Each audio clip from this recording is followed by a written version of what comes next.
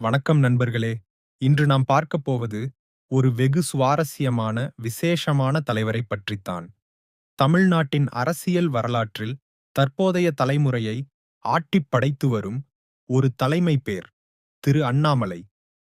அண்ணாமலை அவர்கள் 1984ஆம் ஆண்டு ஈரோடு மாவட்டத்தில் உள்ள கரூரை அடுத்த சின்னதரபுரம் என்ற ஊரில் பிறந்தவர். அவரது குடும்பம் ஒரு நடுத்தர விவசாய குடும்பம். சிறுவயதிலிருந்தே கல்வியில் மிகுந்த ஆர்வம் கொண்டவர். பள்ளிப் பருவத்தில் ஸ்கூல் ஃபர்ஸ்ட் கெடுபிடி, விளையாட்டிலும் தேர்ச்சி, மாணவர்களிடம் பிரபலமானவர்.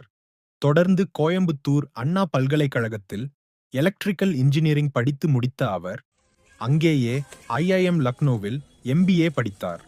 ஆனால் அவரது லட்சியம் வெறும் தனி வாழ்வில் அல்ல, சமூகத்திற்கான சேவையில் இருந்தது. அதற்காகவே யுபிஎஸ்சி தேர்வு எழுதி 2011ஆம் ஆண்டு இந்திய போலீஸ் சேவையில் ஐபிஎஸ் சேர்ந்தார். கர்நாடக மாநிலத்தில் முதலில் பெல்காம், பின் உதகமண்டலம், யுடுபி ஆகிய பகுதிகளில் எஸ்பியாக பணியாற்றிய அவர், தனது நேர்மை, சாதாரண வாழ்நிலை மற்றும் நேரடித்தன்மைக்காக மக்களிடையே பெரும் வரவேற்பை பெற்றார்.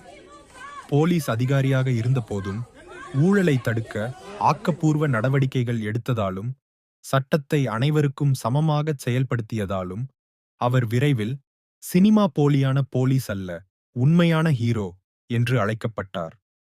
ஆனால் அந்த அதிகாரத்தின் எல்லைக்குள் தன்னை கட்டுப்படுத்த முடியவில்லை. இது போதும், என்னால் இன்னும் பலருக்கு நேரடி சேவை செய்ய முடியுமா என்ற எண்ணத்தில் 2019ஆம் ஆண்டு அதிகார பதவியை ராஜினாமா செய்தார். அதைத் தொடர்ந்து இந்திய அரசியல் வரலாற்றில் வலதுசாரி என அழைக்கப்படும் பாரதிய ஜனதா கட்சியில் பிஜேபி இணைந்தார். 2021ஆம் ஆண்டு அவர் தமிழ்நாடு பாஜக மாநிலத் தலைவராக நியமிக்கப்பட்டார். இது அவரது வாழ்க்கையின் மிக முக்கிய திருப்புமுனை. அந்தக் காலத்தில் தமிழ் மக்களுக்கு பாஜக என்றால் வேறொரு கட்சி என்ற பார்வை இருந்தது.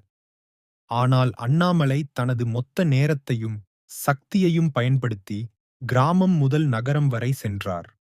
எனக்கென யாருமில்லை, எல்லாம் மக்களுக்காக என்ற மனப்பான்மையுடன் என் என் என் யாத்திரை, ஊழலை வெளிக்கொணர்ந்த பொய்யூரும் பசைகள் ஆவணங்கள், தனது தெளிவான பேச்சு, தைரியமான பதில்கள், இவை அனைத்தும் அவரை ஒரு தனித்துவமான இளைஞர் தலைவராக மாறச் செய்தன. 2024 மக்களவைத் தேர்தலில் கோயம்புத்தூர் தொகுதியில் பாஜக வேட்பாளராக போட்டியிட்ட அவர் வெற்றி பெறவில்லை என்றாலும், ஒரு புதிய தேசிய அரசியல் அரங்கத்தை கட்டியெழுப்பும் முதன்மை பிம்பமாக திகழ்கிறார். அவரது பேச்சுக்கள், நேர்மையான எதிர்வினைகள், சக கட்சிகளுக்கு நேரடியாக கொடுக்கும் பதில்கள், இவை அனைத்தும் அவரை பாஜகவின் வர்த்தமான முகம் என்று மக்கள் அழைக்கச் செய்துவிட்டது. இன்றைய தமிழ் அரசியலில் அவரைப் போல நேர்மையான, திட்டமிடலுடன்